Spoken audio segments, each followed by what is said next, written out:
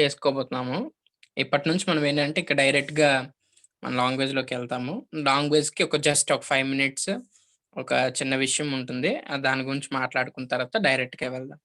ఇప్పుడు నిన్న మనం కిందటి క్లాస్‌లో జరిగిన దానికి మీకు హోంవర్క్ ఇచ్చాను. ఈరోజు మీరు ఇంట్రొడ్యూస్ చేసుకోవాలి ఇంగ్లీష్‌లో. సో, మీ అందరూ రెడీయేనా? మీ హ్యాండ్ రైజ్ చేస్తారు రెడీ అన్న వాళ్ళందరూ. రెడీ అన్న వాళ్ళందరూ హ్యాండ్ రైజ్ చేస్తే we will start. Okay. Right. So, now let us start with John Sai. John Sai unmute చేసుకొని introduce yourself. I am John Wesley. My father name is John Paul. My mother name is Gracie. My village name Boddam. My district name is Srikakulam. I am studying diploma second year. Over to Prasant. Okay. Nice. And next Priscilla అక్క.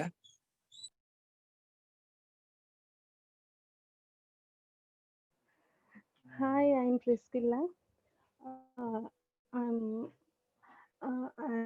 in Bodham. I'm studying into second year, but I'm so interested in over to Prashant. Okay. Thank you అక్క. అనుష్ అక్క. Please introduce yourself. Hi, good evening, all of you. My name is Anusha. My village name Chokkwalsa. I am studying nursing profession third year. Okay. Thank you అక్క. And then Neeraja. Introduce yourself నాన్న. This is Nelsa. My village name Boddam. I am studying Udbi 10th. My father name Gabriel. My mother name Phoebe Rani. My sister name Joyce. That's it. Okay. Introduce యువర్‌సెల్ఫ్‌లో ఇంకా Ephraim అన్నయ్య. Thank you, all of you. Praise Lord. I am Ephraim. I am doing ministry, God service. I am staying in Boddam. Thank you. Okay. Very nice. Binnu and Chintu. Could you please introduce yourself in English?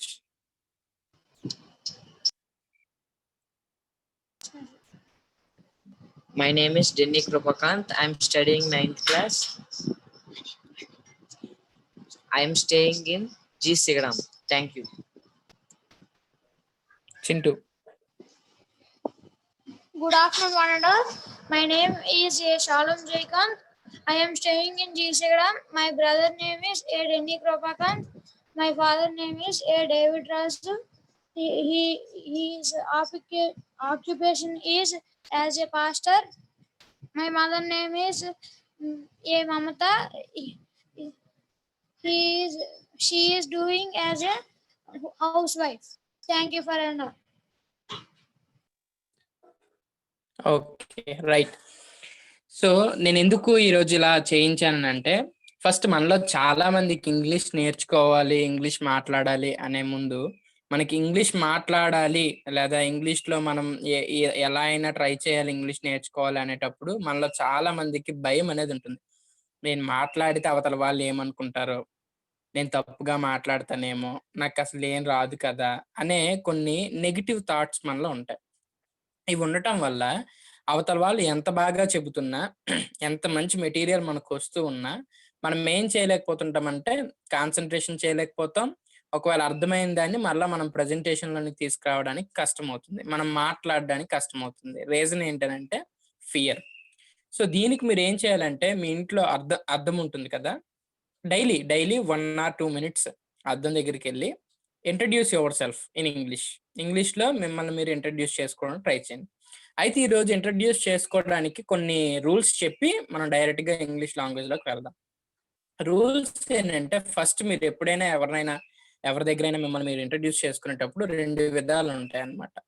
Okay. గౌరవపూర్వకమైనది, తర్వాత క్యాజుయల్.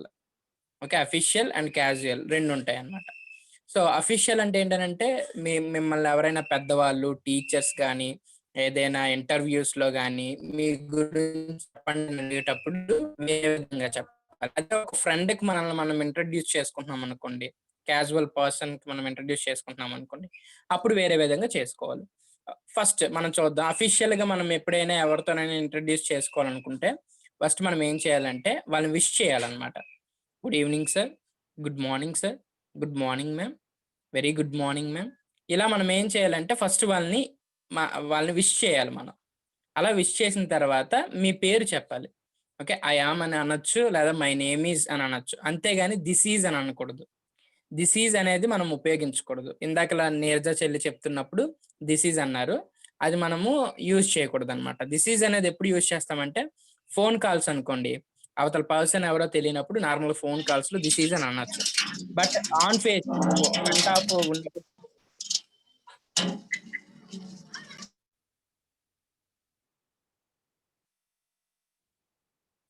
Okay.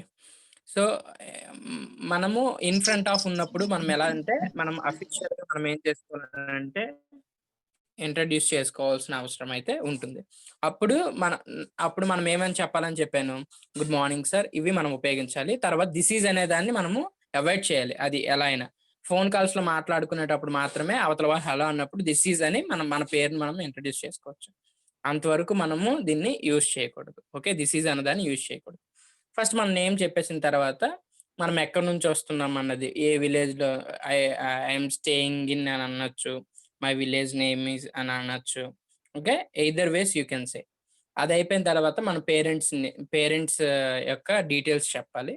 చెప్పిన తర్వాత జనరల్‌గా occupation చెప్పొచ్చు. ఇది starting stage కాబట్టి మీకు వాళ్ళ occupation చెప్పమని చెప్పలేదు. తర్వాత మీరు ఏం చదువుతున్నారు ప్రస్తుతానికి.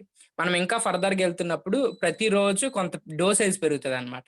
ఈరోజు జస్ట్ మీకేం చెప్పించానంటే విష్ చేయాలి. ఫస్ట్ విష్ చేసిన తర్వాత మీ నేమ్ చెప్పాలి. తర్వాత ఎక్కడి నుంచో చెప్పాలి. మీ పేరెంట్స్ యొక్క డీటెయిల్స్ చెప్పాలి.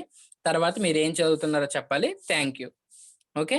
ఈ 5 గురించి మనం మాట్లాడుకున్నాం. నెక్స్ట్ క్లాస్‌కొచ్చేసరికి ఇంకా డోసేజ్ కొంచెం పెరుగుతదనమాట.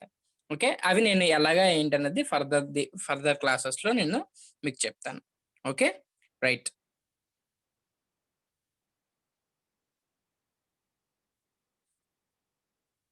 నౌ నేనొక పీపీటీని షేర్ చేస్తాను.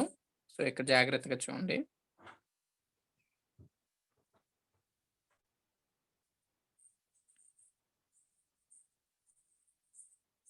సో, మీకిక్కడ ఇది కనిపిస్తుందని నేను అనుకుంటున్నాను. నేను పీపీటీ ప్రెజెంట్ చేయట్లేదు. డైరెక్ట్ ఇలానే చెప్పడానికి ప్రయత్నిస్తాను. మనం ఏ లాంగ్వేజ్ నేర్చుకున్నప్పుడు గానీ, ఏదైనా సబ్జెక్ట్ నేర్చుకుందామని అనుకునేటప్పుడు గానీ, మన బ్రెయిన్‌లో ఉండాల్సింది ఏంటనంటే we need to learn basics. మనం ఎప్పుడైతే బేసిక్స్ నేర్చుకోవడంలో ఫెయిల్ అవుతామో, మనం మాట్లాడగలుగుతుంటాం. లేదా మనము ఆ సబ్జెక్ట్ గురించిన ఎంతో కొంత నాలెడ్జ్ ఉంటది గానీ, ఒక పర్ఫెక్ట్ నాలెడ్జ్ ఉండదు. ఒక రైట్ మేనర్‌లో దాన్ని మనం యూజ్ చేయలేం. రీజన్ ఏంటనంటే బేసిక్స్ లేకపోవడం. ఓకే. పునాది లేని ఇల్లు ఎలా ఉంటది? కట్టడం అయితే కడతాం. కానీ కొంతకాలానికి అది ఏమైపోద్ది? పడిపోద్ది. నిలవదు. అలానే ఏదైనా లాంగ్వేజ్ గానీ, మీరేదైనా సబ్జెక్ట్ గానీ నేర్చుకునేటప్పుడు బేసిక్స్ నుంచి మనం వెళ్ళాలి. ఎందుకు బేసిక్స్ నుంచి ఎళ్ళాలంటే స్టూడెంట్స్ యొక్క ప్రాబ్లమ్స్ చాలా ఉన్నాయి. అవేంటనంటే ఆహ్, నేను చదువుతున్న చదువు ఎందుకు మీనింగ్‌ఫుల్‌గా ఉండట్లేదు? నేను సరిగ్గా ఎందుకు క్లాసెస్‌ని అర్థం చేసుకోలేకపోతున్నాను? నేను చదివే ప్రాసెస్ అంతా చదివిన తర్వాత నా మైండ్ అంతా డ్రైగా అయిపోతుంది. నాకు గుర్తుండట్లేదు. తర్వాత ఏదైనా ప్రాబ్లమ్ వచ్చినప్పుడు నా ఓన్‌గా నేను దాని సొల్యూషన్ కనిపెట్టలేకపోతున్నాను. నేను ఎప్పుడైనా ఎవరితోనైనా మాట్లాడాలనుకుంటే నేను ఓన్‌గా ఇంగ్లీష్‌లో మాట్లాడలేకపోతున్నాను. తర్వాత ఆహ్, న నేనెందుకు ఇంప్రూవ్ అవ్వలేకపోతున్నాను ఆ పర్టిక్యులర్ సబ్జెక్ట్‌లో అనేవి స్టూడెంట్స్ యొక్క ప్రాబ్లమ్స్. నేను కొంతమంది స్టూడెంట్స్‌ని ఫేస్ చేసినప్పుడు వాళ్ళు చెప్పిన వాళ్ళ యొక్క ప్రాబ్లమ్స్ ఇవి. మనలో కూడా చాలా మందికి ఇవే ప్రాబ్లమ్స్ ఉండొచ్చు. సో, ఈ ప్రాబ్లమ్స్ ఎందుకొస్తాయి అనంటే బేసిక్స్ లేకపోవడం వల్ల. Let us see first example చూద్దాం ఇక్కడ. ఈ ఎగ్జాంపుల్‌లో ఏం కనబడుతుంది? బేస్‌మెంట్ లెస్ బిల్డింగ్ కనిపిస్తుంది. ఓకేనా? బేస్‌మెంట్ లేదు. బేస్‌మెంట్ లేకుండా ఇల్లుని కడుతున్నారు అనుకుందాం ఆ పిక్చర్‌ని చూసి. ఇప్పుడు ఒకసారి ఇమాజిన్ చేసుకోండి మీకు మీరే, అలా బేస్మెంట్ లేకుండా ఉన్న ఒక బిల్డింగ్ ని మనం తీసుకున్నప్పుడు ఆ బిల్డింగ్ చివరి వరకు స్థిరంగా ఉంటదని మీరు అనుకుంటున్నారా? నాకు తెలుసు మీరు మీ మనసులో ఏమనుకుంటున్నారంటే నో అని. కారణం ఏంటి? బికాస్ మనకి బేస్మెంట్ సరిగా లేదు. ఇక్కడ చూడండి, we have great plans to build but we failed to build because our basement is very simple. మనం ఏదో సాధించాలనుకుంటాం, సబ్జెక్ట్ బాగా నేర్చుకోవాలనుకుంటాం, కానీ మనం అది నేర్చుకోలేం. కారణం ఏంటంటే మన బేస్మెంట్ అనేది సరిగ్గా ఉండకపోవడం వల్ల. ఓకే, సో ఇక్కడ కింద ఇంకొక ఎగ్జాంపుల్ చూడొచ్చు. ఒక ట్రీ ఉంది, దానికి కింద రూట్స్ లేవు. ఆ రూట్స్ లేకపోవడం వల్ల ఆ ట్రీ ఏమైపోయింది చూడండి, ఎండిపోయింది. రీజన్ ఏంటంటే ఇప్పుడు ట్రీకి రూట్స్ ఎలాగో ఒక బిల్డింగ్ కి కూడా బేసిక్స్ అనేవి చాలా ఇంపార్టెంట్. ఇప్పుడు ఈ క్లాసెస్ లో నేను ఏం చెప్పాలనుకుంటున్నానంటే ఈ బేసిక్స్ ని మీకు నేర్పాలని నేను అనుకుంటున్నాను. So let us move into the basics. So మీ దగ్గర బుక్ పెన్ ఉందని నేను ఆశిస్తున్నాను. జస్ట్ రఫ్ గా మీరు నోట్ చేసుకోవచ్చు. నేను మరలా నోట్ మీకు ఇస్తాను కాబట్టి నోట్స్ రాసుకునే గాబర్లో లెసన్ వినకుండా మాత్రం మూవ్ అవ్వదు. మీరు సరిగా వినకపోతే మీ దగ్గర ఉన్న దాని వల్ల యూజ్ ఉండదు. ఓకే, జస్ట్ రన్నింగ్ నోట్స్ మీకు ఏదైనా ఇంపార్టెంట్ అనిపిస్తే రాసుకోండి, లేదు అని అంటే వినడం వరకే కొంచెం చూడండి. Day 1. So alphabets, consonants and vowels. First మనం ఈరోజు ఏం నేర్చుకోబోతున్నాం అని అంటే ఆల్ఫాబెట్. యాక్చువల్లీ ఆల్ఫాబెట్స్ అంటాము చాలా మంది, కానీ అది రాంగ్ అనమాట. ఇంగ్లీష్లో ఆల్ఫాబెట్స్ అనే పదం లేదు, ఆల్ఫాబెట్. ఆల్ఫాబెట్ సింగులర్ అదే, ప్లోరల్ కూడా అదే, ప్లోరల్ ఫామ్ కూడా అదే. ప్లోరల్ అంటే ఇంకేం లేదు. ఇప్పుడు బస్ అన్నాం అనుకోండి, ఎక్కువ బస్సులు మనం ఏమంటాం? బస్సెస్ అంటాం. పెన్ ఉంది ఎక్కువ పెన్ అనేది ఏమంటాం? పెన్స్ అంటాం. అంటే చివరిలో ఆ పదానికి ఎస్ పెడతాం, ఎక్కువ ఉన్నాయి అనడానికి. ఎక్కువ ఉండడాన్ని ఇంగ్లీష్లో ఏమంటారు అంటే ప్లోరల్ ఫామ్ అంటారు. ఇప్పుడు ఆల్ఫాబెట్ కి ప్లోరల్ ఫామ్ ఏంటంటే ఆల్ఫాబెట్టే. ఓకే, జస్ట్ ఇది మీకు తెలియడం కోసం చెప్పాను. ఆల్ఫాబెట్ అనే అంటే అర్థం ఏంటంటే అక్షరాలు అని అర్థం. ఆల్ఫాబెట్ అంటే అర్థం ఏంటి? అక్షరాలు. ఓకే, దాంట్లో కాన్సనెంట్స్ అండ్ వోవెల్స్ అనేవి ఉంటాయి. కాన్సనెంట్స్ అంటే హల్లులు, తర్వాత వోవెల్స్ అని అంటే అచ్చులు అనమాట. ఓకే, ఇప్పుడు మీకు ఒక ప్రశ్న రావచ్చు, అదేంటనంటే ఆల్ఫాబెట్స్ ఇప్పుడు మాకు ఎందుకు నేర్పిస్తున్నారు, మాకు ముందే వచ్చు, లేకపోతే ఆల్ఫాబెట్స్ నేర్చుకున్నంత మాత్రం ఇంగ్లీష్ వచ్చేస్తుందా అనే 2 ప్రశ్నలు మనలోనికి రావచ్చు. కింద నేను ఒక స్టేట్మెంట్ ఇచ్చాను, ఏ journey of 1000 miles begin with the single step. 1000 మైళ్ళ దూరం కూడా ఒక్క అడుగుతోనే ప్రారంభం అవుతుంది. అది ఎంత పెద్ద దూరమైనా మనం ఫస్ట్ స్టెప్ మనం వేస్తేనే మనం ముందుకు వెళ్ళగలుగుతాం. సో ఇంగ్లీష్ అనే ఒక పెద్ద మార్గాన్ని మనం నేర్చుకోవడానికి, లేదా డెస్టినీని మనం చేరుకోవడానికి ఈ ఆల్ఫాబెట్ అనేది చాలా ముఖ్యమైనది. ఓకే, ఈ అక్షరాలు అనేవి చాలా ముఖ్యమైనవి అనమాట. చూద్దాం, మీరు చిన్నపిల్లల్లా నేర్చుకోవడానికి మీరు రెడీగా ఉంటే ఇంగ్లీష్ లో మంచి ప్రావీణ్యతను మీరు సంపాదించగలరు. ఎందుకు ఈ మాట అన్నానంటే చిన్నపిల్లలు నేర్చుకునేటప్పుడు ఎలా ఆలోచిస్తారంటే నాకు ఏది తెలియదు తెలుసుకో యాంగ్జైటీతో చూస్తారు. ఇప్పుడు మీకు అక్షరాలు తెలుసు, కానీ నేను మిమ్మల్ని ప్రోత్సహిస్తుంది ఏంటనంటే మీకు తెలియదు అన్నట్టు ఇది వినండి. చిన్నపిల్లలు ఎలా అయితే వింటారో అలా వినడానికి మిమ్మల్ని మీరు ప్రిపేర్ చేసుకోండి. ఫస్ట్ ఇంగ్లీష్ భాషలో మనకి 26 అక్షరాలు ఉంటాయి. ఎన్ని ఉంటాయి? 26 లెటర్స్ ఉంటాయి. ఓకే, వీటిని మనం ఏమంటామంటే ఆల్ఫాబెట్ అని అంటాం. అవి ఏంటనంటే A, B, C, D, E, F, G, H, I, J, K, L, M, N, O, P, Q, R, S, T, U, V, W, X, Y, Z. Okay, so ఇవన్నమాట. ఇవి 26 లెటర్స్. దీన్నే మనం ఏమంటామంటే ఆల్ఫాబెట్. 26 ఆల్ఫాబెట్. ఓకే, ఇందులో మళ్ళీ మనకి ఏముంటాయంటే consonants and vowels ఉంటాయి. ఇప్పుడు కాన్సనెంట్స్ మనం ఏమంటామన్నా, మన తెలుగు భాషలో ఎలా అయితే మనకి అచ్చులు హల్లులు ఉన్నాయో ఇంగ్లీష్ లో కూడా అచ్చులు హల్లులు ఉన్నాయి. ఓకే, కాన్సనెంట్స్ మనం తెలుగులో హల్లులు అంటాం. మనకి ఇంగ్లీష్ లో 21 హల్లులు ఉన్నాయి. అవేంటనంటే కింద నేను రాశాను కదా అవన్నీ. ఇప్పుడు మీకు ఒక ప్రశ్న రావచ్చు, హల్లులు 21 ఎలా గుర్తుంచుకోవాలి? మనకు చాలా కన్ఫ్యూజ్ అవుతాం కదా. 21 అంటే మొత్తం 26లో 21 అంటే ఎలా గుర్తుంచుకుంటాం వాటి ఆర్డర్? కాబట్టి మనకు అది కష్టం. కాబట్టి ఫస్ట్ మనము అచ్చుల్ని మనం నేర్చుకుంటే ఈజీ అయిపోతుంది అనమాట. ఇంగ్లీష్ భాషలో మనకి 5 అచ్చులు ఉన్నాయి, వోవెల్స్ అంటాం ఇంగ్లీష్ లో అచ్చుల్ని. ఈ 5 ఏంటి అని అంటే AEIOU. మళ్ళీ చదువుతున్నాను. AEIOU 5 vowels. అనే ఇది నేర్చుకోవడం వల్ల ఏంటి లాభం సార్? ఇది నేర్చుకోవడం వల్ల ఏంటి లాభం అని అంటే, ఈ 5 వోవెల్స్ మనకి గుర్తున్నాయి అనుకోండి, ఇవి కాని ప్రతి ఒక్కటి ఏమవుతుంది? కాన్సనెంట్ అవుతుంది కదా. ఈ 5 కానీ ఇంగ్లీష్ లో ఉన్న మిగిలిన 26 అక్షరాల్లో ఈ 5 తీసేస్తే మిగిలిన 21 అక్షరాలు ఏమవ్వాలి? కాన్సనెంట్స్ అవ్వాలి. కాబట్టి ఆ 21 మనం గుర్తుంచుకోవాల్సిన అవసరం లేదు. ఈ 5 మనం గుర్తుంచుకుంటే మిగిలినవి కాన్సనెంటా లేకపోతే వోవెల్ అనేది సింపుల్ గా మనము చెప్పగలుగుతాం. అయితే ఇవి నేర్చుకోవడం వల్ల లాభం ఏంటనంటే, అక్షరాలు నేర్చుకోవడం వల్ల ఏమవుతుందనంటే ఆ మిగిలిన ఆ సబ్జెక్ట్ మొత్తం ఈ అక్షరాల మీద బిల్ట్ అయి ఉంటుంది. వాటిని పలికే విధానం, దాన్ని ప్రొనౌన్సింగ్ ఎలా చేయాలి, ఇవన్నీ దేని మీద ఆధారపడతాయనంటే ఇగోండి వీటి మీద ఆధారపడతాయి. ఈ వొవెల్స్ తర్వాత కాన్సనెంట్స్ కూడా చాలా ప్రాముఖ్యత ఉంది. మనం ఫర్దర్ గా క్లాసెస్ లోనికి వెళ్ళేటప్పుడు మీకు దాని ప్రాముఖ్యత చాలా నీట్గా అర్థమవుతుంది. మీకు ఇస్తున్న అసైన్మెంట్ 1 అదేంటనంటే, ఇంగ్లీష్ భాషలో ఎన్ని అక్షరాలు ఉన్నాయో రాయాలి.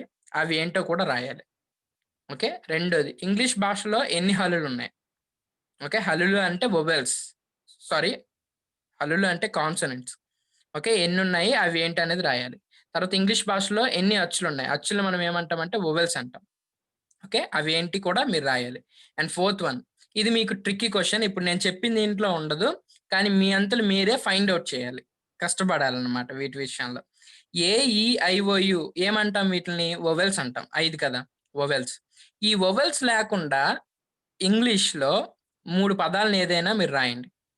2 అక్షరాల పదాలు కాకుండా 3 అక్షరాల పదాల నుంచి మీరు ఇంకెన్ని అక్షరాల పదమైనా తీసుకొని అందులో ఏముండకూడదు అని అంటే AEIOU ఉండకూడదు.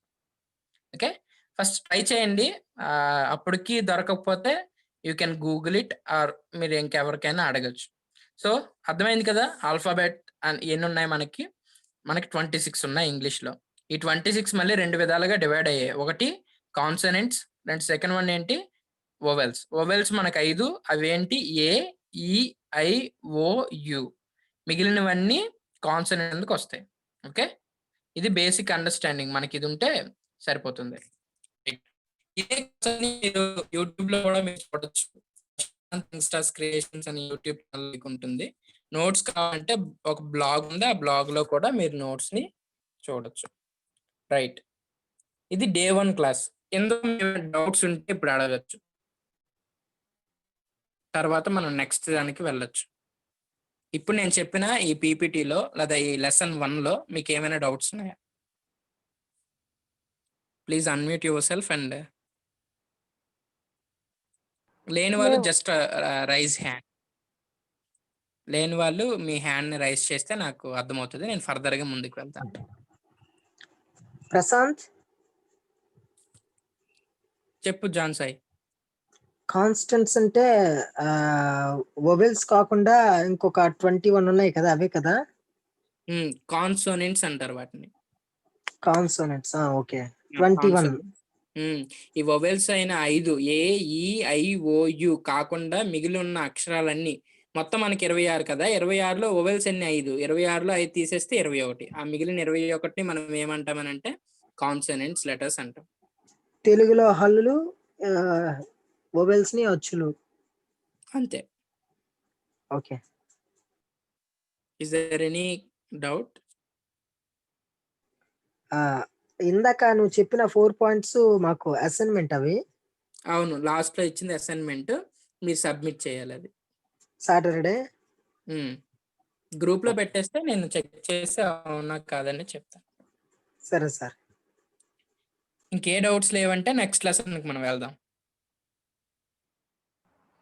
లేదు, నాకైతే ఏం లేవు. స్టార్ట్ చేయండి. Okay, right. సో మనకి బిల్డింగ్ అవసరమైన పదార్థాలన్నీ మన దగ్గరికి వచ్చేసాయి. ఇప్పుడు మనము నెమ్మదిగా ఆ బిల్డింగ్ మనం బిల్డ్ చేసుకుంటూ వెళ్ళాలి. సో ఈ ఆల్ఫాబెట్ అనేవి ఏంటంటే ఈ లెటర్స్ అనేవి ఏంటంటే ఫర్దర్ స్టడీలో చాలా ఉపయోగపడతాయి. మిగిలిన మనం ఇంగ్లీష్ భాషలో ఉన్న ప్రతి ఒక్కటి వీటి మీద ఆధారపడుతుంది. సో ఇక్కడ చూడండి, లెసన్ 2 సెంటెన్సెస్ గురించి ఇప్పుడు నేర్చుకుందాం.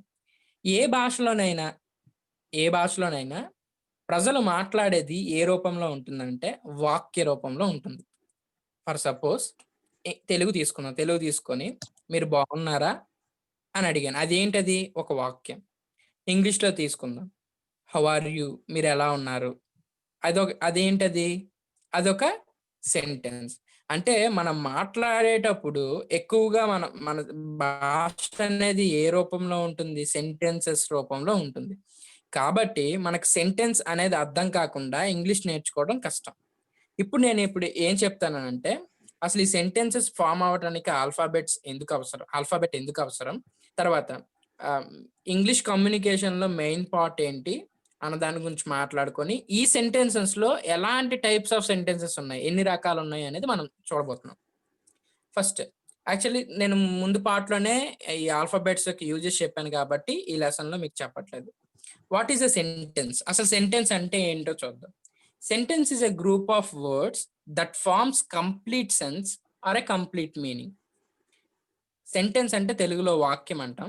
వాక్యం అనగా పదాల యొక్క సముదాయం. అంటే డిఫరెంట్ వర్డ్స్ ని మనం తీసుకొచ్చి మనం పెడతాం, ఒక ఆర్డర్ లో పెడతాం. అలా ఆర్డర్ లో పెట్టడం వల్ల దానికంటూ ఒక మీనింగ్ వస్తుంది. ఫర్ సపోజ్ చిన్నపిల్లలు మాట్లాడతారు, ఏం మాట్లాడతారంటే, నేను రేపు వెళ్తాను అనాల్సిన దాన్ని వాళ్ళు ఏమంటారంటే, నేను రేపు వెళ్ళాను అని అంటారు. నేను రేపు వెళ్ళాను అనటం రైటా? That is wrong. ఎందుకు? రేపు వెళ్ళాను అన్నది ఏంటి? జరిగిపోయిన పని. అంటే అక్కడ పదాల యొక్క కలయిక ఉంది కానీ దానికి ఏం లేదు, ఒక కంప్లీట్ మీనింగ్ లేదు, ఒక కంప్లీట్ సెన్స్ లేదు. దాన్నే సెకండ్ దీంట్లో క్లియర్ గా చెప్తారు, words together to form complete sense.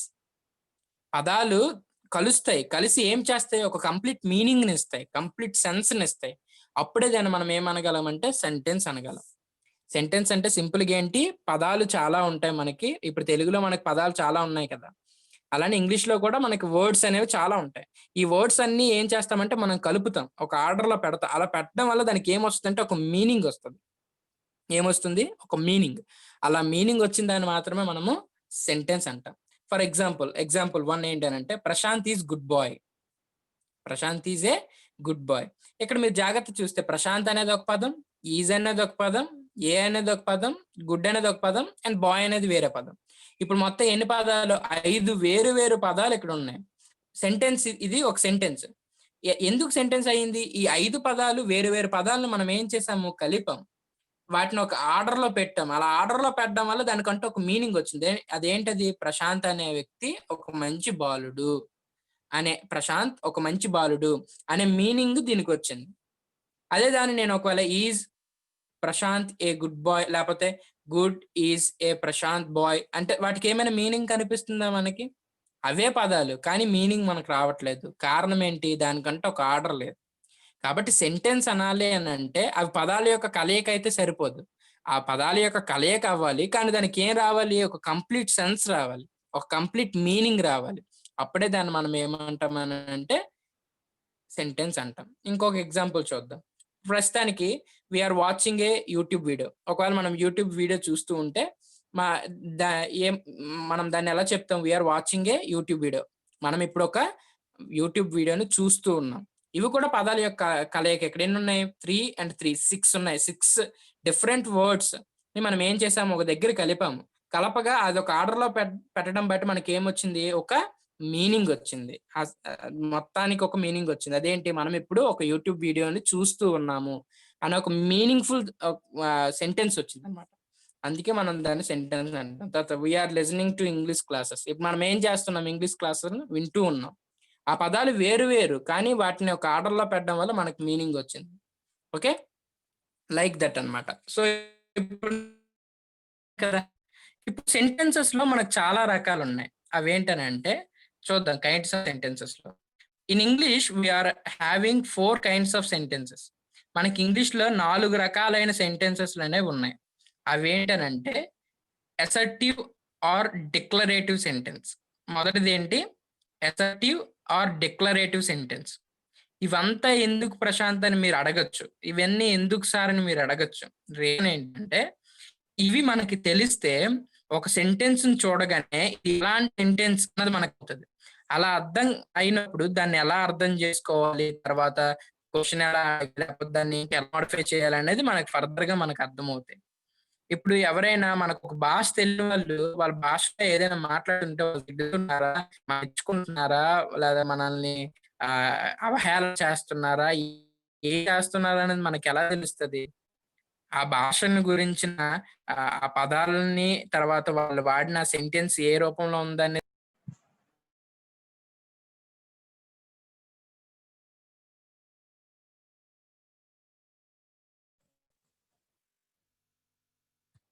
మనం తెలుసుకోవాలి. First one, assertive or declarative sentence. Okay, it ends with full stop. Okay, it ends with full stop. Okay, second one, interrogative sentence. It ends with question mark. And third type ఏంటంటే imperative sentence. And fourth one is exclamatory sentence. 4 sentences ఉన్నాయి, నేను మరలా చదువుతున్నాను, చాలా జాగ్రత్తగా చూడండి. Assertive or declarative sentence, first one. Second one is interrogative sentence. Third one is imperative sentence. And fourth one is exclamatory sentence. మీరేం భయపడద్దు, వీటిని క్లియర్ గా మరలా నేను ఎక్స్ప్లెయిన్ చేస్తాను ఒక్కొక్కటిగా. మొదటిది assertive or declarative sentence. First assertive అంటే ఏంటి అన్న దాని గురించి చూద్దాం. అసర్టివ్ అని అంటే నొక్కి చెప్పడం, ఏదైనా ఒక దాన్ని నొక్కి చెప్పడం, అంటే గట్టిగా చెప్పడాన్ని మనం ఏమంటాం అని అంటే అసర్టివ్ అనమాట. Having or showing a confident, మనం చెప్పే దాంట్లో కాన్ఫిడెన్స్ ఉంటుంది. ఓకే, దాన్ని మనం ఏమంటామని అంటే మనకి ఇంకా దాన్ని ఇంకొక విధంగా ఏమని పిలుస్తారని చెప్పాను, డిక్లరేటివ్. డిక్లరేటివ్ అనేది డిక్లేర్ అనే పదం నుంచి వచ్చింది. దాని అర్థం ఏంటంటే ప్రకటించుడి లేదా ఫార్మల్ సెంటెన్స్ అని అంటాం. స్టేట్మెంట్ అంటే మనం చెప్పే వాక్యం అది ఒక స్టేట్మెంట్ అయింది అనుకోండి, దాన్ని మనం ఏమంటామని అంటే అసర్టివ్ ఆర్ డిక్లరేటివ్ సెంటెన్స్ అంటాం. ఎగ్జాంపుల్ చూస్తే మీకు ఇంకా బాగా అర్థమవుతుంది. డెఫినిషన్ చూద్దాం. A sentence that makes a statement is called assertive or declarative sentence. ఇప్పుడు సెంటెన్సెస్ లో ఉన్న రకాల గురించి మనం మాట్లాడుకుంటున్నాం కాబట్టి, మనం తీసుకున్న సెంటెన్స్ అనేది ఒక స్టేట్మెంట్ చేస్తే, మనం తీసుకున్న సెంటెన్స్ అనేది ఒక స్టేట్మెంట్ చేస్తే, ఓకే, అప్పుడు మనం దాన్ని ఏమంటామని అంటే అసర్టివ్ ఆర్ డిక్లరేటివ్ సెంటెన్స్ అంటారు. ఫర్ ఎగ్జాంపుల్ ఇక్కడ చూడండి, it tells about something in a form of statement. ఇది దేని గురించి చెప్తుంది అంటే స్టేట్మెంట్. అది ఎలా ఉంటది అని అంటే ఒక స్టేట్మెంట్ లా ఉంటది అనమాట. ఓకే, కీ పాయింట్ వచ్చేసరికి ఏంటంటే ఇలాంటి సెంటెన్సెస్ అన్ని ఫుల్ స్టాప్ తో ఎండ్ అవుతాయి. Okay, see example 1, I'm a YouTuber. నేను ఒక యూట్యూబర్ని అని నేను చెప్పాను. నేను ఒక యూట్యూబర్ని. నేను ఏం చేస్తున్నాను, నేను స్టేట్మెంట్ గా నేను చెప్తున్నాను నేను. ఓకే, అది నేను కాన్ఫిడెంట్ గా చెప్తున్నాను, నేను ఒక యూట్యూబర్. లేదా ఐఎమ్ ఏ టీచర్, నేను ఒక టీచర్. I'm a student. దాన్ని మనం ఏం చేస్తున్నాము, డిక్లేర్ చేస్తున్నాం. నేను స్టూడెంట్ అని డిక్లేర్ చేస్తున్నాను, నేను టీచర్ అని డిక్లేర్ చేస్తున్నాను, నేను ఒక స్టేట్మెంట్ ని చెప్తున్నాను. కాబట్టి ఐఎమ్ ఏ యూట్యూబర్ అనేది అసర్టివ్ ఆర్ డిక్లరేటివ్ సెంటెన్స్ కిందకి వస్తుంది. నెక్స్ట్ సెకండ్ రూల్ ప్రకారం ఏం చెప్పాలి, it is ended with full stop symbol. చూడండి, ఇక్కడ ఐఎమ్ ఏ యూట్యూబర్ పక్కన ఏమొచ్చింది, ఫుల్ స్టాప్ వచ్చిందా లేదా? సో దీన్ని మనం ఏమనొచ్చు అంటే అసర్టివ్ సెంటెన్స్ అనొచ్చు, లేదా డిక్లరేటివ్ సెంటెన్స్ అనొచ్చు. రెండో ఎగ్జాంపుల్, వి ఆర్ టీచర్స్. మనం టీచర్స్, మనం ఉపాధ్యాయులమి అని చెప్పొచ్చు. అది కూడా ఏంటి, డిక్లేర్ చేస్తున్నాం, మనం ఇది అని చెప్తున్నాం, స్టేట్మెంట్ చేస్తున్నాం. కాబట్టి అది ఏమవుతుంది, assertive or declarative. You are viewers, మీరు ఇప్పుడు చూస్తూ ఉన్నారు కాబట్టి మిమ్మల్ని వ్యూవర్స్ అంటారు. అది ఒక డిక్లరేషన్ లేదా సెంటెన్స్ అంటాం అనమాట. అలాంటి declarative sentence. Okay, second one వచ్చేసరికి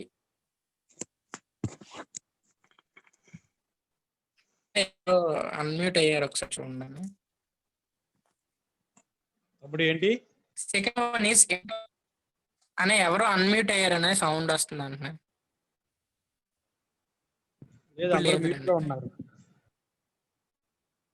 okay, thank you. Second one ఏంటంటే ఇంటరాగేటివ్ సెంటెన్స్. ఇంటరాగేటివ్ ఈ పదాన్ని చూడగానే మీకు ఒకటి గుర్తు రావాలి. అదేంటనంటే పోలీస్ స్టేషన్ లో ఎవరైనా దొంగ పట్టబడినా లేకపోతే ఎవరైనా పట్టబడినప్పుడు వాళ్ళని ఏం చేస్తారు పోలీసులు, ఇంటరాగేషన్ చేస్తున్నారు అని అంటారు. సో ఇంటరాగేట్ అంటే అర్థం ఏంటనంటే ప్రశ్న వేయుట, ఆస్క్ క్వశ్చన్స్.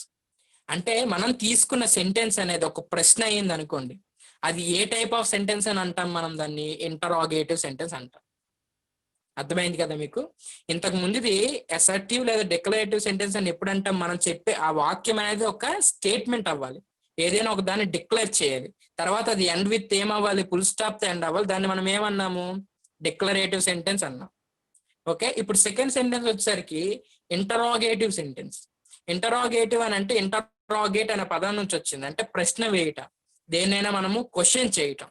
ఓకే, సో దాన్ని మనం ఏమంటాము అంటే ఇంటరాగేటివ్ సెంటెన్స్ అంటాం. డెఫినిషన్ చూద్దాం.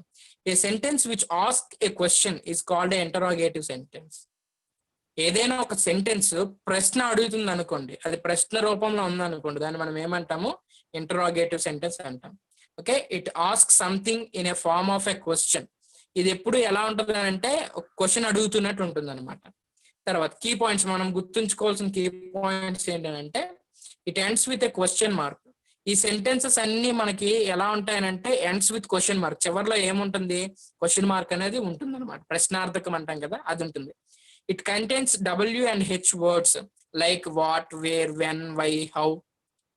ఓకేనా, ఎప్పుడైనా పోలీసు దొంగ పట్టబడ్డాడు అనుకోండి, what is your profession, where are you come from, ఎక్కడి నుంచి వచ్చావు, ఎప్పుడు చేసావు, ఎందుకు చేసావు, ఎలా చేసావు, నీ వెనక ఇంకెవరెవరు ఉన్నారు, ఇవన్నీ ఏంటి, క్వశ్చన్స్ అనమాట. డబ్ల్యూతోని హెచ్ తో స్టార్ట్ అయ్యే క్వశ్చన్ ఏవైతే వాట్, వేర్, వెన్, వై ఇవన్నీ ఏవైతే ఉన్నాయో వీటితో అవి స్టార్ట్ అవుతాయి అన్నమాట. ఓకే, ఎగ్జాంపుల్స్ చూద్దాం. First one, what are you doing, ఏం చేస్తున్నావు అని ప్రశ్న అడుగుతున్నాం. Second, what is your goal, నీ గోల్ ఏంటి. తర్వాత, హూ ఈజ్ యువర్ ఫాదర్, మీ నాన్నగారు ఎవరు. ఇవన్నీ ఏంటి, మనం ఏం చేస్తున్నాం, ఆ పర్టికులర్ పర్సన్ ని క్వశ్చన్ చేస్తున్నాం. కాబట్టి అలాంటి టైప్ ఆఫ్ సెంటెన్సెస్ మనం ఏమంటామని అంటే ఇంటరాగేటివ్ సెంటెన్సెస్ అంటాం. And then third one, imperative sentence. Imperative అంటే ఆదేశము అని అర్థం. ఓకే, ఆదేశం అంటే కమాండ్, ఎవరినైనా ఏదైనా చేయమని చెప్పటాన్ని మనం ఏమంటామంటే ఇంపరేటివ్ సెంటెన్స్ అంటాం. డెఫినేషన్ చూద్దాం. A sentence which contains or expresses commands. Okay, commands అంటే ఆజ్ఞలు, ఆర్డర్స్ ఒక విధంగా అది కూడా ఆర్డర్ అన్న ఆజ్ఞ కిందకి వస్తుంది. రిక్వెస్ట్, కొంతమందిని మనం ఏం చేస్తామంటే రిక్వెస్ట్ చేస్తాం, కొంచెం చేసి పెడతామని. ఈ మూడు టైప్స్ ఆఫ్ లో ఏదైనా అది దేని కిందకి వస్తుంది, ఇంపరేటివ్ సెంటెన్సెస్ కిందకే వస్తుంది. ఓకేనా, సో ఇక్కడ చూడండి, demands or request an action in a form of command or order or request. ఇది డిమాండ్ చేస్తుంది ఒక దాన్ని. ఈ సెంటెన్స్ మనం చూస్తే ఆ సెంటెన్స్ ఏదో డిమాండ్ చేస్తుంది లేదా రిక్వెస్ట్ చేస్తుంది. ఓకేనా, ఒక పనిని అది డిమాండ్ చేయడం కానీ రిక్వెస్ట్ చేయడం కానీ చేస్తుంది అనమాట. ఓకే, డిమాండ్ చేయడం అంటే ఇలా చెయ్యు అని చెప్పటం కానీ, రిక్వెస్ట్ ఇది కొంచెం చేసి పెడతారా అని అడగడం కానీ చేస్తుంది. ఓకే, దాన్నే కమాండ్, ఆర్డర్, రిక్వెస్ట్ అంటాం. ఓకే, సి కీ పాయింట్ ఏంటంటే ఇది కూడా దేంతో స్టాప్ అవుతుంది అంటే ఫుల్ స్టాప్ తోనే ఎండ్ అవుతుంది అనమాట. ఎగ్జాంపుల్, కీప్ క్వైట్, టీచర్స్ అంటుంటారు కదా స్టూడెంట్స్ గొడవ పెడుతున్నప్పుడు. కీప్ క్వైట్ అంటే అర్థం ఏంటి, నిశ్శబ్దంగా ఉండండి అని అర్థం. ఇది ఏంటిది, కమాండ్.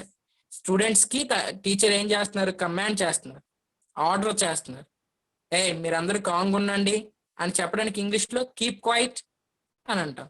సో అక్కడ ఏం కనబడుతుంది, ఒక కమాండ్ కనబడుతుంది, ఒక ఆర్డర్ కనబడుతుంది.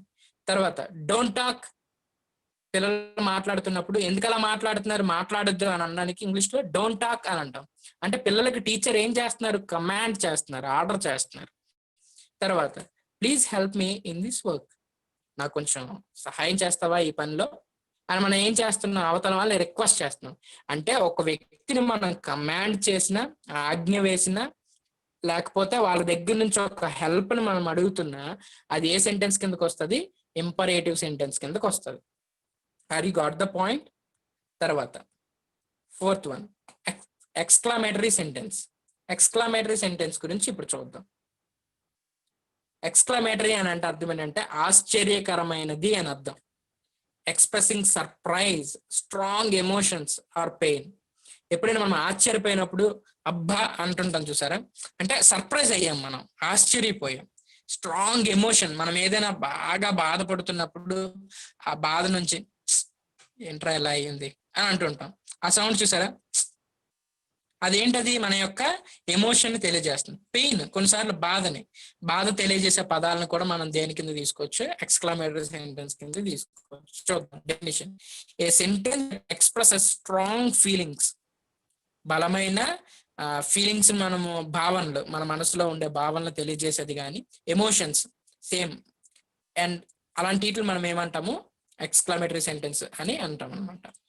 ఎగ్జాంపుల్ చూస్తే మీకు ఇంకా నీట్గా అర్థమవుతుంది. చెప్పాను కదా, ఇది జనరల్ గా ఏం చేస్తుంది, ఏదైనా మనం చూడగానే సర్ప్రైజ్ అయినప్పుడు, ఎమోషన్ గా ఫీల్ అయినప్పుడు, పెయిన్ గా ఉన్నప్పుడు మనం ఏ అయితే సెంటెన్సెస్ వాడతామో అవన్నీ ఎక్స్క్లమేటరీ సెంటెన్సెస్ కిందకి వస్తాయి. ఓకే, కీ పాయింట్స్ అండి. It ends with exclamatory mark. దీన్ని తెలుగులో ఆశ్చర్యార్థకం అంటారు. ఓకేనా, ఇది మీరు చాలా సార్లు చూసుంటారు. దీన్ని ఎక్స్క్లమేటరీ మార్క్ అంటారు. ఈ సెంటెన్సెస్ ఏవైతే ఉన్నాయో ఆ సెంటెన్సెస్ చివరి ఏముంటాయంటే ఎక్స్క్లమేటరీ మార్క్ అనేది ఉంటుంది అనమాట. Okay, example 1, I love you God. దేవునితో మనం చెప్తున్నాం, దేవా నేను నిన్ను ప్రేమిస్తున్నాను. సో అదేంటి, నా యొక్క ఫీలింగ్ నేను తెలియజేస్తున్నాను కాబట్టి నేను అక్కడ ఎక్స్క్లమేటరీ మార్క్ పెట్టాను. అదేమవుతుంది, ఎక్స్క్లమేటరీ సెంటెన్స్ అవుతుంది. రెండోది, ఐ లైక్ యూ మదర్.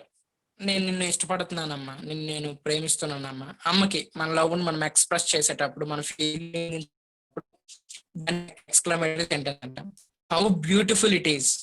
ఏదైనా బొమ్మను చూసినా, లేకపోతే ఒక ఫ్లవర్ చూసినా, మనం ఏం చూడగానే చాలా అందంగా ఉంది అనుకో, వెంటనే మనం ఏమంటాం, హౌ బ్యూటిఫుల్ ఇట్ ఈస్. మన యొక్క ఫీలింగ్. ఓకే, జనరల్ గా ఇవే కాకుండా ఇంగ్లీష్ లో చాలా ఉంటాయి. అలాస్. అలాస్ అంటే ఎవరైనా చనిపోయారు అనుకోండి, ఆ చనిపోయిన బాధలో ఉండేటప్పుడు మన బాధను ఎక్స్ప్రెస్ చేయడానికి ఇంగ్లీష్ లో వాడే పదం ఏంటంటే అలాస్. ఏదైనా ఒక సంతోషకరం, ఒక జాబ్ నుంచి మీకు ప్రమోషన్ వచ్చింది అనుకోండి, అప్పుడు ఎలా ఉంటది, మీ ఆనందం ఎలా ఉంటది, అప్పుడు ఇంగ్లీష్ లో వాడేది హుర్రే అంటారు అనమాట. హుర్రే. సో అంటే డిఫరెంట్, అంటే మన యొక్క ఎమోషన్స్ ని కానీ, మన యొక్క ఫీలింగ్స్ ని కానీ ఏదైనా చూసి ఆశ్చర్యపోయినప్పుడు మనం వాడే సెంటెన్సెస్ అన్నిటిని మనం ఏమంటాము, ఎక్స్క్లమేటరీ సెంటెన్సెస్ అని అంటాం.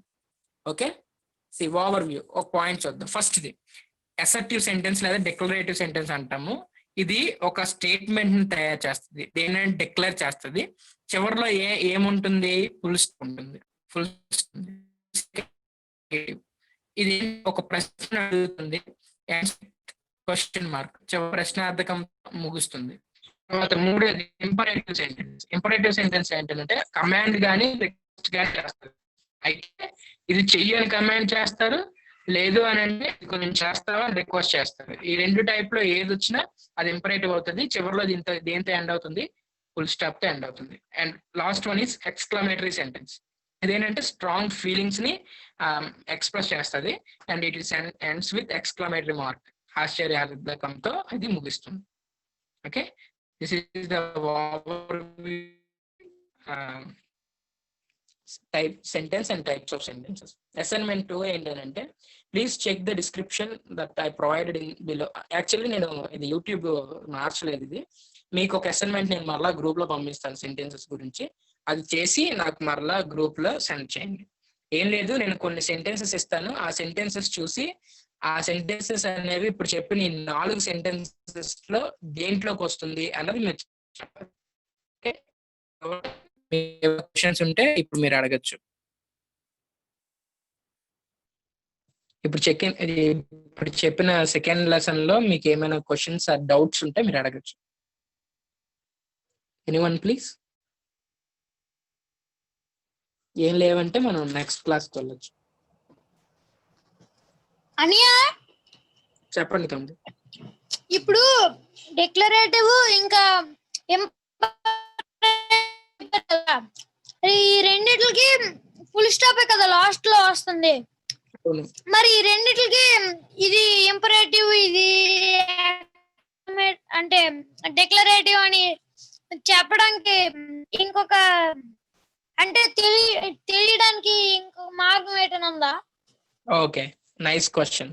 తమ్ముడు ఏ క్వశ్చన్ ఏంటి అడుగుతున్నారని అంటే, మనం ఇక్కడ ఫస్ట్ మన టైప్ ఆఫ్ ఫస్ట్ సెంటెన్స్ ఏంటి, అసర్టివ్ ఆర్ డిక్లరేటివ్ సెంటెన్స్. అది దేంతో ఎండ్ అవుతుంది అని చెప్పాము, ఫుల్ స్టాప్ తో ఎండ్ అవుతుంది అని చెప్పాము.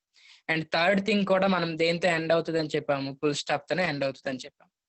ఓకే, ఇప్పుడు ఈ రెండిట్లో ఈ రెండు సెంటెన్సెస్ మనము ఫుల్ స్టాప్ తోనే ఎండ్ అవుతుందని మనం చెప్పినప్పుడు మరి ఈ రెండు సెంటెన్సెస్ ని తేడా చూడడం ఎలా అని అన్నాం. అది కదా క్వశ్చన్. ఫస్ట్ చూద్దాం. ఫస్ట్ మనకి అసర్టివ్ ఆర్ డిక్లరేటివ్ సెంటెన్స్ లో మనం దాని డెఫినేషన్ మాట్లాడుకునేటప్పుడు ఏం చెప్పాము, the sentence which makes statement. ఏదైనా ఒక సెంటెన్స్ ని తీసుకున్నప్పుడు అది ఒక స్టేట్మెంట్ చేస్తుంది అనుకోండి, అంటే ఏదైనా ఒక దాన్ని డిక్లేర్ చేస్తుంది అనుకోండి, అప్పుడు దాన్ని మనం ఏమంటామని అంటే అసర్టివ్ ఆర్ డిక్లరేటివ్ సెంటెన్స్ అంటాం. మరి ఇంపరేటివ్ సెంటెన్స్ దగ్గరకు వచ్చేసరికి ఇక్కడ మనం ఏముంటది అని చెప్పాము ఆ సెంటెన్స్ లో ఏముంటుందని అంటే కమాండ్ ఉంటుంది, రిక్వెస్ట్ ఉంటుంది. కానీ ఫస్ట్ దీంట్లో కమాండ్ రిక్వెస్ట్ ఉండవు, అక్కడ ఏముంటాయి ఒక స్టేట్మెంట్ ఉంటుంది అంతే. కానీ ఇక్కడ స్టేట్మెంట్ కాకుండా ఏముంటుంది ఇక్కడ రిక్వెస్ట్ ఉంటాయి, కమాండ్లు ఉంటాయి. ఓకే, కీప్ క్వైట్ అనేది మనం ఏమనలేము అసర్టివ్ ఆర్ డిక్లరేటివ్ అనలేము. కారణం ఏంటి, కీప్ క్వైట్ అనేది ఒక ఆర్డర్ అనేది దేని కిందకి వస్తుంది మనకి, ఇంపరేటివ్ సెంటెన్స్ కిందకి వస్తుంది. Are you got the points into?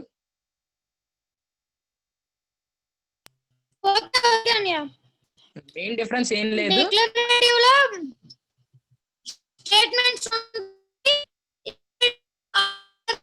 అక్కడ స్టేట్మెంట్స్ ఫుల్ స్టాప్ తో ఎండ్ అవుతుంది, ఇక్కడ రిక్వెస్ట్ అండ్ ఆర్డర్స్ ఉండి ఫుల్ స్టాప్ తో ఎండ్ అవుతాయి. అది బేసిక్ డిఫరెన్స్. Okay, welcome. ఇంకెవరైనా ప్రసాద్ ఇప్పుడే మీరు అడగటం మంచి చెప్పు జాన్ సార్. అనుషక్క డౌట్ అయితే అన్మ్యూట్ చేసుకుని అడగండి అక్క. లేదు లేదు నాన్న, డౌట్ ఏం లేదు. అదే హ్యాండ్ రైజ్ చేశారు అందుకని. ఓకే, మీరు భయపడద్దు, నేనే కాబట్టి మనం తప్పు అడిగినా ఏం జరిగినా పెద్ద భయపడాల్సిన అవసరం లేదు. ఇప్పుడు మీరు భయపడిపోతే ఫర్దర్ గా వెళ్ళినప్పుడు ఏం నేర్చుకోలేరు. అలా క్లాస్ అవుతుంటది, వచ్చాము విన్నాము అన్నట్టే ఉంటది, కానీ నేర్చుకోలేము అనమాట. చిన్న డౌట్ ఉన్నా ఏం అనుకోకుండా అడగండి, నేను మీకు డెఫినెట్ గా చెప్తాను. సో ఇప్పుడు మీ అందరిలో ఉన్నప్పుడు మిమ్మల్ని ఎందుకు అడగమని ప్రోత్సహిస్తున్నానంటే ఆ ఫియర్ పోతుంది. అరే క్వశ్చన్ అడిగినప్పుడు కూడా ఎవరైనా ఏమైనా అనుకుంటారేమోనన్న ఫీలింగ్ మనకు చాలా మందికి ఉండొచ్చు. ఆ ఫీలింగ్ మీకు పోవాలి. ఇప్పుడు నలుగురు మన వాళ్ళే ఉన్నప్పుడు, మన చర్చ్ మెంబర్స్ ఉన్నప్పుడు, అది మన మనమే ఉన్నప్పుడు, క్రిస్టియన్స్ గా ఉన్న మనమే ఉన్నప్పుడు మనం ఒక ప్రశ్నను అడగడానికి భయపడితే నలుగురిలో మనం ఇంగ్లీష్ ఎలా మాట్లాడగలుగుతాం? అఫ్ కోర్స్ ఒకవేళ లేకపోతే వెల్ అండ్ గుడ్, క్వశ్చన్స్ లేకపోతే నేను బ్లేమ్ చేయట్లేదు. క్వశ్చన్స్ ఉండి ఒకవేళ మీరు భయపడుతున్నారు అడగడానికి అనుకుంటే మాత్రం నేను చెప్తున్న మాట ఏంటంటే, అందరూ మన వాళ్ళు ఉన్నప్పుడే మీరు అడగడానికి ఇంత భయపడుతూ ఉంటే ఎవరు లేనప్పుడు పరిస్థితి ఏంటి? అదే మీన్స్ మన వాళ్ళు కాకుండా మనం బయటకు వెళ్ళినప్పుడు మాట్లాడితే అక్కడ మనల్ని ఎక్కిరించే వాళ్ళు ఉండొచ్చు, మనల్ని వెనక్కి లాగే వాళ్ళు ఉండొచ్చు. అప్పుడు మీ పరిస్థితి ఏంటి? సో నేర్చుకునేది మనం యూజ్ చేయడానికే కదా. సో యూజ్ చేసేటప్పుడు డెఫినెట్ గా చాలా మంది మనకి చాలా మాట్లాడతారు. కాబట్టి ఫస్ట్ మీ ఫియర్ ని ఎక్కడే పోగొట్టుకోవాలి, మన క్లాస్ లోనే పోగొట్టుకోవాలి, అది మెయిన్. లేకపోతే యూట్యూబ్ లో నా వీడియోస్ ఉన్నాయి, అవి మీరు చూసుకున్నా సరిపోతుంది. అవి కాకుండా ఈ క్లాస్ పెట్టడానికి రీజన్ ఏంటంటే ఇదే. సో ఎనీవన్ ఎల్స్ ఏదైనా క్వశ్చన్ ఉంటే అడగండి, లేకపోతే థర్డ్ క్లాస్కి వెళ్ళి మనం క్లోజ్ చేసుకుందాం. ప్రశాంత్, జాన్ అయ్యాడు మనం అదే ఇంగ్లీష్ ఎగ్జామ్ పోతాం కదా. అవును, వెళ్ళినప్పుడు. హలో ప్రశాంత్, చెప్పు జాన్ వెస్లీ. ఇప్పుడు మనం ఇంగ్లీష్ ఎగ్జామ్ రాయడానికి వెళ్తాం కదా. అవును, అప్పుడు ఖచ్చితంగా ఈ 4 సెంటెన్స్ వాడాలి కదా. అఫ్ కోర్స్, అంటే ఇప్పుడు కాంపిటేటివ్ ఎగ్జామ్కి వెళ్ళినప్పుడు వాళ్ళే ఒక సెంటెన్స్ ఇచ్చేసి ఈ sentence A type of sentence అని కింద 4 ఆప్షన్స్ ఇచ్చేస్తారు. అప్పుడు మనం ఈ 4 మనకు నాలెడ్జ్ ఉంటేనే ఆ క్వశ్చన్కి ఆన్సర్ చేయగలుగుతాం. మళ్ళీ చెప్పా, కొంచెం సిగ్నల్ వల్ల నీ వాయిస్ వినిపించలేదు. నేను చెప్తాను తర్వాత అడిగి చెప్తాను తమ్ముడు. ఓకే అండి, ఓకే అండి, అంతే కదా. నేను నెక్స్ట్ క్లాస్కి వెళ్ళొచ్చా? ఓకే తమ్ముడు. ఓకే, థర్డ్ క్లాస్తో ఈరోజు క్లాస్ ఎండ్ చేసుకుందాం. సో ఫస్ట్ క్లాస్లో ఆల్ఫాబెట్ అంటే ఏంటి, దాంట్లో ఉన్న 2 టైప్స్ ఏంటి అన్నది నేర్చుకున్నాం. మనకి ఇంగ్లీష్లో జనరల్గా 26 లెటర్స్ ఉంటాయి. ఆ 26 లెటర్స్ని మనం ఆల్ఫాబెట్ అని పిలుస్తాం. ఈ 26 లెటర్స్ని 2 కేటగిరీస్ కింద డివైడ్ చేశారు. మొదటిది ఏంటంటే కాన్సనెంట్స్, సెకండ్ వన్ ఏంటంటే వొవెల్స్. కాన్సనెంట్స్ మనకి 21 ఉంటాయి, వొవెల్స్ 5 ఉంటాయి. ఆ 5 A, E, I, O, U.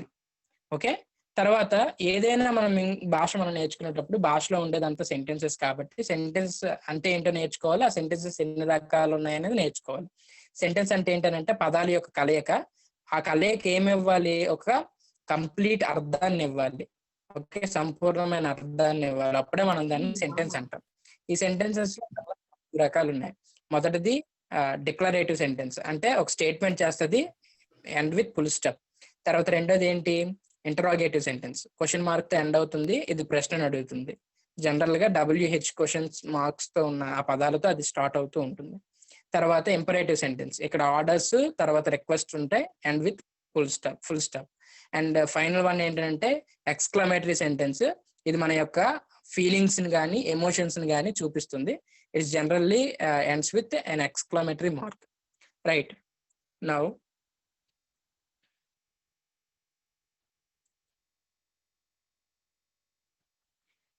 Parts of speech లోనికి వెళ్దాం. ఇది పెద్దది,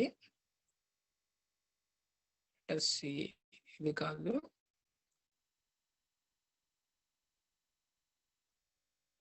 ఇప్పుడు సెంటెన్స్ లో రకాలు చూసాము, ఇప్పుడు ఈ సెంటెన్స్ లో పార్ట్స్ చూద్దాం.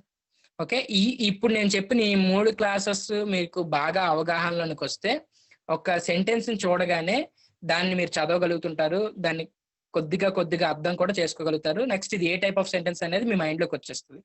ఓకేనా? సో ఇది మనం నేర్చుకున్న తర్వాత ఈరోజు దీంతో ఎండ్ అప్ చేద్దాం క్లాస్ ని. Class 3 lesson 3 parts of sentences. మనం పార్ట్స్ ఆఫ్ స్పీచ్ విన్నాం, కానీ ఇదేంటి పార్ట్స్ ఆఫ్ సెంటెన్స్ అనేది మీకు డౌట్ రావచ్చు. దీని గురించి మనము చూద్దాం. What is the sentence? Sentence అంటే ఏంటి మనం నేర్చుకున్నాం. Sentence is a group of words that forms a complete sense of the meaning. Okay, sentences అనేది పదాల యొక్క సముదాయము, అది ఒక సంపూర్ణమైన అర్థాన్ని ఇవ్వాలి. కింద ఎగ్జాంపుల్స్ చూసాం కాబట్టి. ఇప్పుడు ఒక సెంటెన్స్ ని తీసుకున్నప్పుడు ఆ సెంటెన్స్ లో కొన్ని భాగాలు ఉంటాయి. దాన్ని ఏమంటామనంటే సబ్జెక్ట్ అండ్ ప్రెడికేట్ అంటాం. సబ్జెక్ట్ తో పాటు ఆబ్జెక్ట్ కూడా ఉంటుంది.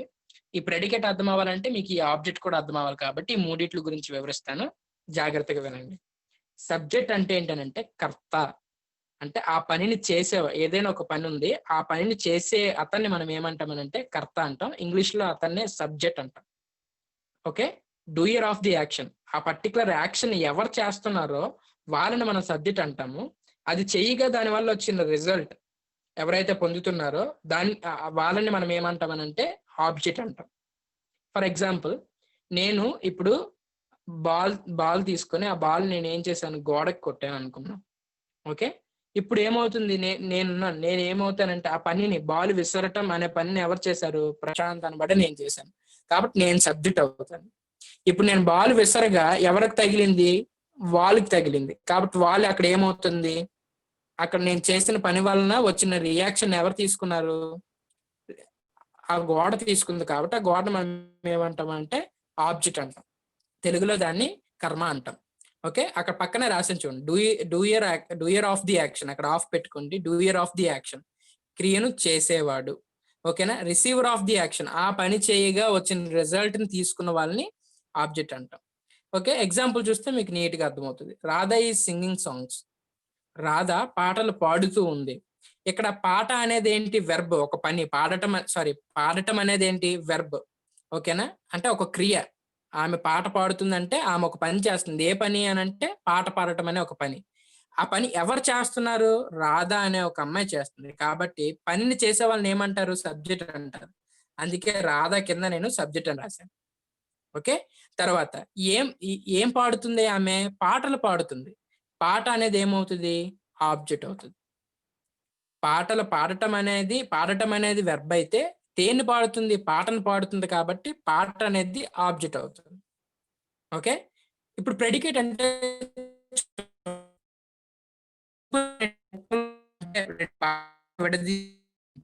ఒకటి సబ్జెక్ట్ అంటాం, ప్రెడికేట్ అంటాం. ప్రెడికేట్ అర్థం కావాలంటే మీకు ఆబ్జెక్ట్ అర్థం కావాలి, కాబట్టి పై ఎగ్జాంపుల్ ఆబ్జెక్ట్ అంటే ఏంటో చెప్పాను.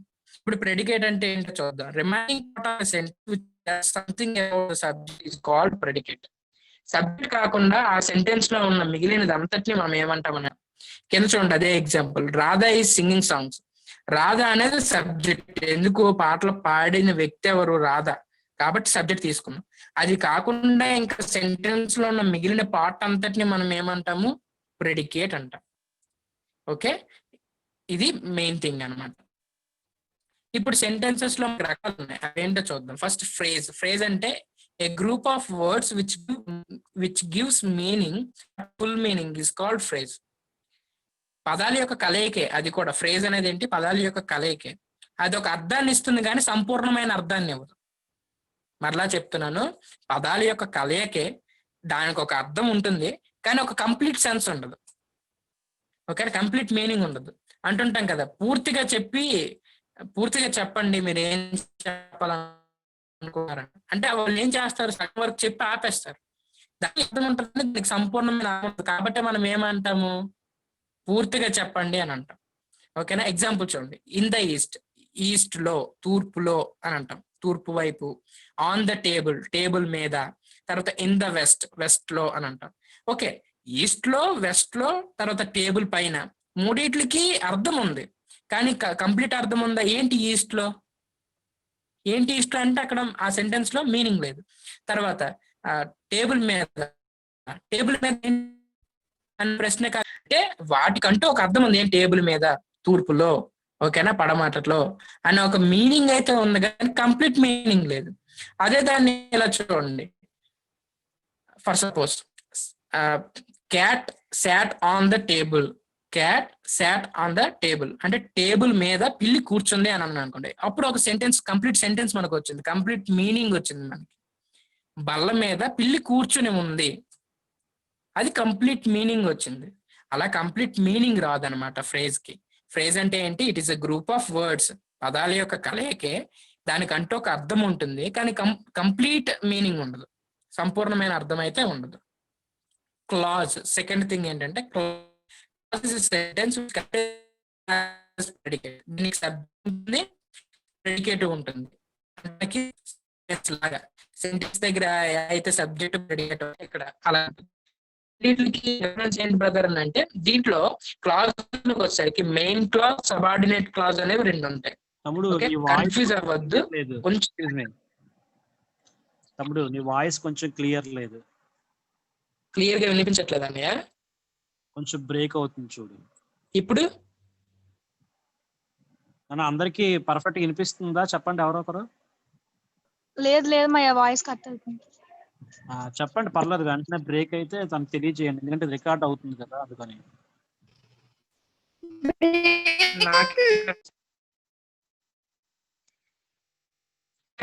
బ్రేక్ అయింది జస్ట్ లాస్ట్ ఒక 1 hour. ఇప్పుడు కూడా కొంచెం గరుగ్గా వస్తుంది. అంటే ఇది కూడా సెంటెన్స్ లాగే సబ్జెక్టు తర్వాత ప్రెడికేట్ రెండు ఉంటాయి దీనికి. కాకపోతే దానికి దీనికి డిఫరెన్స్ ఏంటనంటే, అక్కడ ఒకటే ఉంటుంది, ఇక్కడ రెండు ఉంటాయి. అవేంటంటే మెయిన్ క్లాజ్, సబార్డినేట్ క్లాజ్ అంటాం. మెయిన్ క్లాజ్ అంటే ఏంటో చూద్దాం. కింద ఒకసారి చూడండి. He wrote A letter. ఇక్కడ హీ వ్రోట్ ఏ లెటర్ అన్న దగ్గర హీ అనేది, వ్రోట్ అంటే రాయటము, హీ అంటే అతడు, లెటర్ అని అంటే ఒక ఉత్తరాన్ని రాస్తున్నాడు, ఆయన ఒక ఉత్తరాన్ని రాశాడు అని అనుకున్నాడు. ఇప్పుడు రాయటం అనేది క్రియ, ఆ పనిని చేసింది ఎవరు? హీ అనే ఒక వ్యక్తి. కాబట్టి హీని సబ్జెక్ట్ అన్నాం. హీ కాకుండా మిగిలిన మొత్తాన్ని మనం ఏమంటామని చెప్పాము? ప్రెడికేట్ అంటాం. ఇప్పుడు చూడండి, సబ్జెక్ట్ ప్లస్ ప్రెడికేట్ మనం క్లాజ్ అన్నాం. మరి ఇక్కడ మనం రెండు ఉంటాయని మాట్లాడుకున్నాం. ఏంటి? Main clause, subordinate clause. Main clause, subordinate clause కి ఇప్పుడు వివరణ ఇస్తాను, చాలా జాగ్రత్తగా చూడండి. మెయిన్ క్లాజ్ అంటే ఏంటనంటే, యాక్చువల్లీ మీరు చిన్నప్పుడు కథలు మనము వింటే, అనగనగా ఒక రాజు ఉండేవాడు, ఆ రాజుకి ఏడుగురు కొడుకులు అనే కథ ఎలా వెళ్తుంది అంటే ఒక ఫ్లోలో వెళ్తూ ఉంటది. ఓకేనా? ఇప్పుడు కింద నేను అలాంటి ఎగ్జాంపుల్ ఒకటి ఇచ్చాను చూడండి. He is a boy who wrote the letter. ఇతను ఒక బాలుడు, ఆ లెటర్ ని ఈయనే రాశాడు, ఆ ఉత్తరాన్ని ఈయనే రాశాడు అని చెప్పే ఒక సెంటెన్స్ అన్నమాట. ఇక్కడ మీరు జాగ్రత్తగా చూస్తే హీఈస్ ఎ బాయ్, అక్కడ ఒకవేళ ఫుల్ స్టాప్ ఉందనుకోండి, అది ఒక సెంటెన్స్ అయిపోద్దా అవదా? చూడండి, జాగ్రత్తగా గమనించండి. హీఈస్ ఎ బాయ్, అక్కడ కామా కాకుండా ఫుల్ స్టాప్ ఉందని అనుకుందాం, ఫుల్ స్టాప్ ఉందని అనుకుందాం. అప్పుడు అది ఒక సెంటెన్స్ అవుతుందా అవదా? ఎందుకంటే హీ అనేది సబ్జెక్ట్, తర్వాత బాయ్ అనేది ఆబ్జెక్ట్. కాబట్టి ఆ రెండు ఉన్నాయి కాబట్టి సింపుల్ గా హీ అనే సబ్జెక్ట్, మిగిలినంత ప్రెడికేట్ కాబట్టి ఆ సెంటెన్స్ అయిపోతుంది. కాకపోతే అక్కడ కామా ఉండి హూ రోట్ ద లెటర్ అన్నాడు అంటే హీఈస్ ద బాయ్ అనేది మెయిన్ క్లాజ్.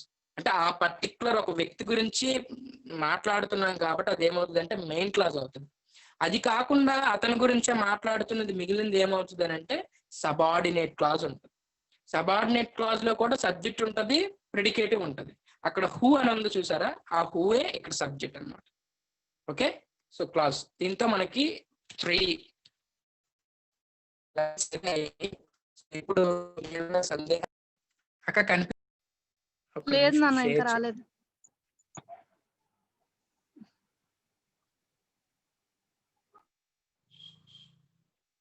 రైట్, ఇక్కడ చూడండి, హీ రోట్ ఏ లెటర్ అన్నది అక్కడ ఫుల్ స్టాప్ ఉంది. అప్పుడు అది ఏమైంది, హీ అనేది subject, who wrote a letter మిగిలిందంతా ఏంటి, predicate. So subject plus predicate మనం ఏమంటాము, క్లాజ్ అంటాం. సో ఇది బాగానే ఉంది, క్లాజ్ అంటే ఏమో అర్థమైంది. ఇప్పుడు కింద ఎగ్జాంపుల్ చూడండి, హీ ఈజ్ ద బాయ్ అని అక్కడ ఫుల్ స్టాప్ రాలేదు, కామా వచ్చి who wrote the letter. Okay, ఇతడు ఒక బాలుడు, ఈ అబ్బాయే ఆ లెటర్ని రాశాడు, ఓకే, ఆ ఉత్తరాన్ని రాశాడు అని చెప్పడానికి ఒక సెంటెన్స్ మనం తీసుకున్నాం. ఇక్కడ చూడండి, హీ ఈజ్ ద బాయ్ అని మీరు చాలా జాగ్రత్తగా గమనిస్తే హీ అనేది ఏంటి అక్కడ సబ్జెక్ట్ కదా, subject plus is a boy అనేది ఏమవుతుంది, ప్రెడికేట్ అవుతుంది. అంటే అక్కడ సబ్జెక్ట్ ప్లస్ ప్రెడికేట్ వచ్చింది అంటే అది క్లాజేనా, ఈజ్ ఏ బాయ్ అనేది క్లాజేనా, అక్కడ క్లాజే. తర్వాత హూ రోట్ ద లెటర్ అన్న దగ్గరికి వచ్చేసరికి హూ అనేది ఇక్కడ ఏంటి, సబ్జెక్ట్, మళ్ళీ రోట్ ద లెటర్ అనేది ఏంటి, ప్రెడికేట్. సో ఇక్కడ కూడా మళ్ళీ ఏమొచ్చింది, సబ్జెక్ట్ ప్లస్ ప్రెడికేట్ వచ్చింది, అంటే ఇది కూడా ఏంటి, క్లాజే. అంటే ఒక సెంటెన్స్ లో 2 క్లాజులు ఉన్నప్పుడు మనం దాన్ని డిఫైన్ చేసుకోవాలి, ఒకటి మెయిన్ క్లాజ్ గా, రెండోది సబార్డినేట్ క్లాజ్ గా. ఎప్పుడు దేన్ని మనం మెయిన్ క్లాజ్, దేని సబార్డినేట్ క్లాజ్ అని డిఫైన్ చేసుకోవాలి అంటే మెయిన్ ఎవరి గురించి చెప్పబడుతుందో దాన్ని మనం మెయిన్ క్లాజ్ అంటాం. తర్వాత సెకండరీగా ఎక్స్టెన్షన్ చేసి చెప్పేదాన్ని మనం ఏమంటాం అంటే సబార్డినేట్ క్లాజ్ అంటాం. ఓకే, అంటే ఇప్పుడు మీరు పోలీస్ ఆఫీసర్ని చూస్తే అధికారి ఉంటాడు, అధికారి కింద ఇంకొక ఆయన ఉంటాడు. Okay, police officer subordinate police officer, అంటే ఆయన కింద ఉన్న వాళ్ళందరినీ సబార్డినేట్ అంటారు. ఇప్పుడు హీఈస్ ద బాయ్ అనేది మెయిన్, అతను ఒక అబ్బాయి అని చెప్పటం మెయిన్. ఇప్పుడు ఈ అబ్బాయి ఏం చేశాడు అని ప్రశ్న అడిగితే ఆ అబ్బాయి ఒక లెటర్ని రాశాడు అని మిగిలింది చెప్తున్నాం, అంటే ఆ అబ్బాయి గురించి మిగిలింది చెప్తున్నాం. సో హీఈస్ ఎ బాయ్ అనేది మెయిన్ క్లాజ్, మిగిలిందంతటిని మనము సబార్డినేట్ క్లాజ్ అంటాం. ఓకే తమ్ముడు. ఓకే